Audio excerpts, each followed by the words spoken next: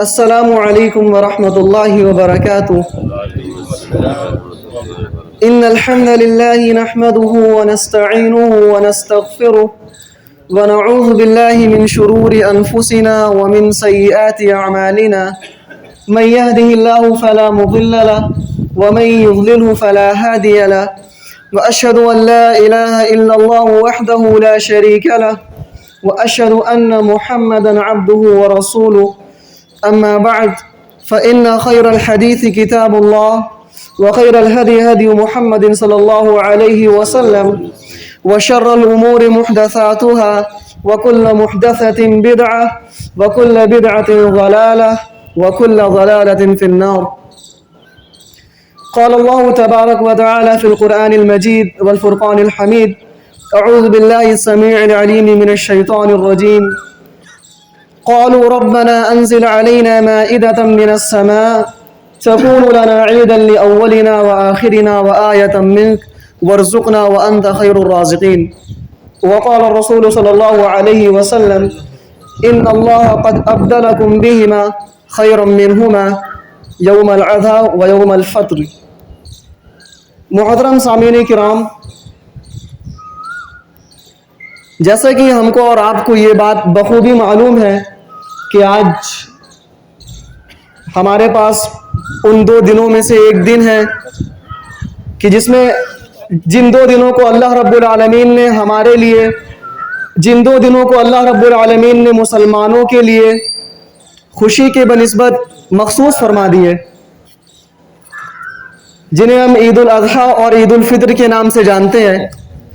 آئیے دیکھتے ہیں کہ ان کے کیا احکام ہیں، اللہ رب العالمین نے کیسے کب انہیں اللہ کے رسول صلی اللہ علیہ وسلم کے ذریعہ ہم تک پہنچایا۔ جیسا کہ ہمیں اور آپ کو معلوم ہے کہ اسلام دین فطرت ہے، اسلام میں انسانوں کی تباہیوں کا پورا لحاظ و خیال رکھا گیا ہے۔ انسانی فطرت کو مد نظر رکھتے ہوئے انسانی فطرت یہ بھی کہتی ہے کہ اسے وقتاً فوقتاً خوشی و مسرت کا موقع فراہم ہو، جس کو مد نظر رکھتے ہوئے اسلام نے انسانوں کو دو خوشی کے موقع فراہم کیے، جنہیں ہم عید الفطر اور عید الاضحیٰ کے نام سے جانتے ہیں۔ جیسا کہ خادم رسول حضرت انس رضی اللہ عنہ سے مروی ہے کہ رسول اللہ صلی اللہ علیہ وسلم نے فرمایا: ان اللہ قد ابدلکم بہما خیرا منہما یوم الاضحیٰ و یوم الفطر، یعنی اللہ رب العالمین نے تمہارے لیے ان دو دنوں کو بدل دیا۔ کن دنوں سے بدل دیا؟ اللہ کے رسول صلی اللہ علیہ وسلم جب مکہ مکرمہ سے مدینہ کو ہجرت کر کے گئے تو انہوں نے وہاں پہ دیکھا کہ لوگ خوشی کے نام پر نوروز اور مہرجان وغیرہ کے نام سے کچھ دنوں کو مخصوص کر چکے ہیں اور ان دنوں میں وہ خوشی مناتے ہیں۔ تو اللہ کے رسول نے فرمایا: ان اللہ قد ابدلکم بہما، اللہ رب العالمین نے ان دو دنوں کے بدلے تم کو بدل دیا، تمہارے لیے ان دو دنوں کو بدل دیا، خیرا منہما، جو کہ بہتر بھی ہے۔ اور وہ دن کون کون سے ہیں؟ یوم الاضحیٰ و یوم الفطر، یعنی عید الاضحیٰ اور عید الفطر۔ محترم سامعین کرام، آج دنیا میں جتنے بھی مذاہب ہیں، اگر ہم تاریخ پر غور کریں یا اگر ہم ان مذاہب پر غور کریں تو ہمیں ہر مذاہب میں کوئی نہ کوئی ایک مخصوص دن ضرور ملے گا کہ جس میں وہ خوشی و مسرت کو انجام دیتے ہیں، جسے انہوں نے خوشی کے لیے، جسے انہوں نے جشن وغیرہ کے لیے مخصوص کر لیا ہے۔ تو انہی ساری باتوں کو مد نظر رکھتے ہوئے اسلام نے بھی ہمیں دو دنوں سے نوازا ہے، یعنی عید الاضحیٰ اور عید الفطر۔ لیکن ہم نے دیکھا یہ جاتا ہے کہ عید کا چاند نکلتے ہی جیسے ہی شیطان آزاد ہوتا ہے تو ہم بھی مسجدوں سے ایک دم آزاد ہو جاتے ہیں، پھر ہم بھی بس عید کی خوشی کے بعد اپنے کاروبار میں مشغول ہو جاتے ہیں۔ رمضان میں تو ہم اللہ رب العالمین کی عبادت خود ٹھیک سے کرتے ہیں، لیکن جیسے ہی عید کا چاند نکلتا ہے ہم لوگ مسجدوں سے لاپتہ ہو جاتے ہیں۔ جیسے کہ کسی سلف صالحین نے کیا خوب کہا ہے: تکن ربانیا ولا تکن رمضانیا، کہ ربانی بنو، صرف رمضانی نہ بنو۔ اس کا مطلب کیا ہے؟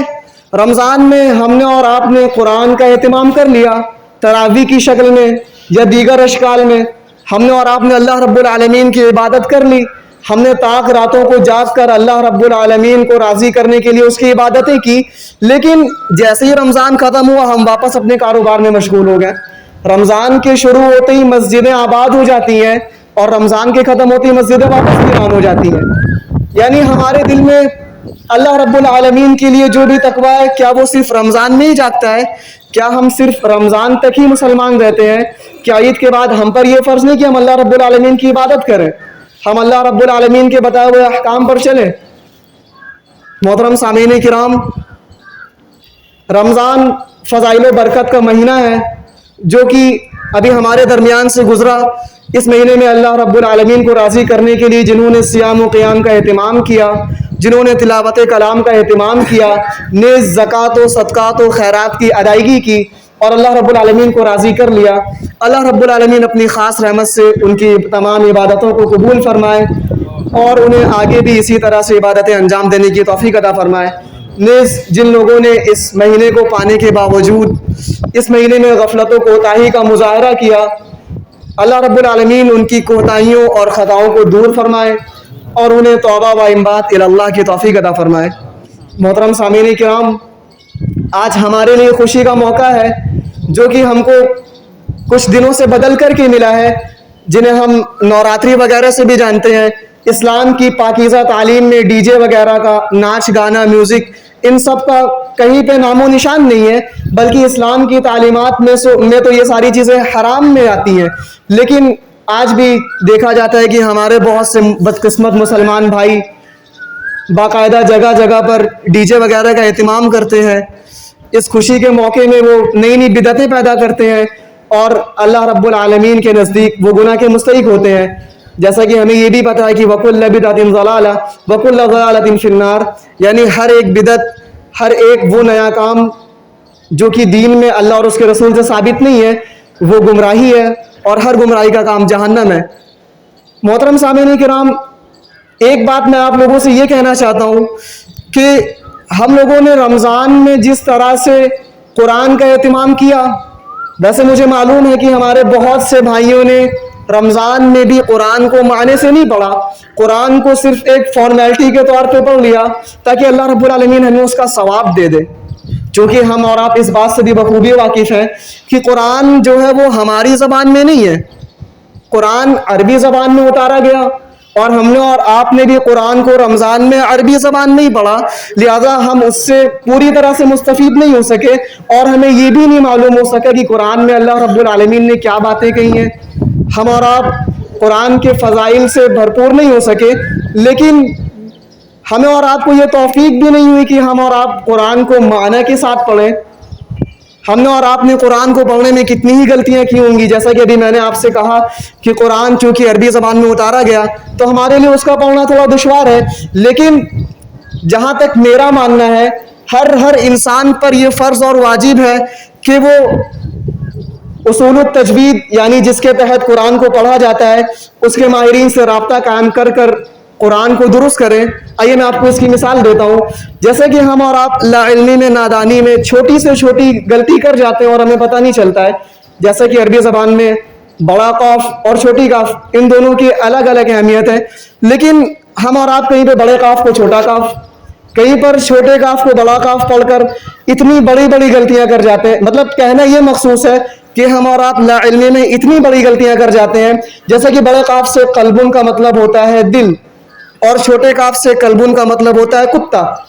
قرآن میں دونوں ہی استعمال ہے، لیکن ہم نادانی میں کہیں پہ دل کو کتا کر بیٹھتے ہیں اور کہیں پہ کتے کو دل کر بیٹھتے ہیں. چونکہ عربی ہماری زبان نہیں ہے تو ہم فرق نہیں کر پاتے، لیکن ہر انسان پر یہ فرض اور واجب ہے، یہ ضروری ہے کہ وہ قرآن کے ماہرین سے قرآن کو صحیح طریقے سے پڑھنا سیکھے اور جتنا زیادہ اس سے زیادہ ہو سکے وہ قرآن کو عربی زبان میں پڑھے.